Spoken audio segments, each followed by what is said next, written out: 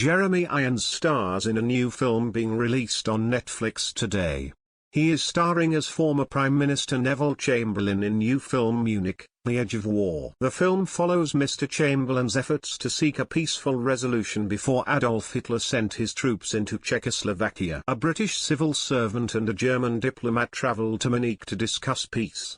On playing the role, Mr. Irons said he believes there should be a more positive view of the man who was replaced by Winston Churchill during the war.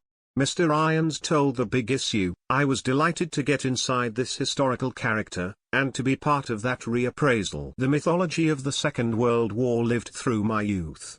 So seeing something well researched and accurately written, like Munich, which offers another angle to the mythology I've been brought up with about the heroicness of the whole situation, is important." Mr. Irons also discussed politics in the interview, saying he's pretty sour about politics at the moment. The actor has previously given his view on multiple political issues in the past, including Brexit. Mr. Irons voted Remain in 2016, and has since been critical of Brexit. But he has not bought into the hysteria either and blamed both sides for playing on people's basic instincts. In 2016, he spoke to the Irish Times just before the country went to vote in the referendum. He hit out at David Cameron, the Prime Minister at the time, urging him to defend EU membership more passionately. Mr. Irons said, "I wish he'd stand up and say, listen, let us unite, as a world let us unite, let us be positive about it and not be frightened." He claimed that the Remain and Leave sides were playing on people's basic instincts, with Remain issuing dire warnings about the future of the UK economy, and the Leave campaign scaring people about immigration. Mr. Irons described elements of the campaign as divisive and dangerous. HR added, "I'm not proud of our dirty washing being hung out as it is around the world for people to see. We've lived through a time where we've all lived beyond our means and we have to pull back from that and keep united." He also dismissed claims of economic disaster, saying that the UK was likely to experience a rocky few years whichever way the vote went. On immigration, Mr. Irons argued for the country allowing more people to come to the country. He continued, "Why on earth would they want to come here where it rains all the time?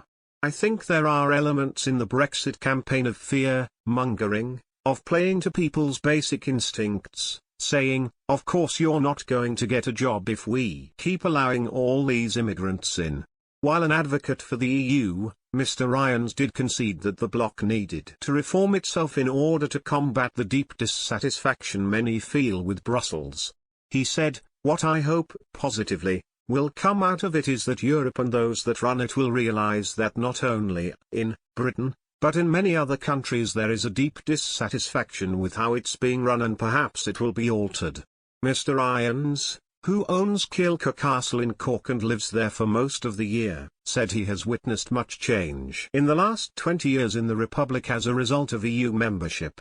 He added, "Selfishly, I've not enjoyed some of the money that's been poured into the roads.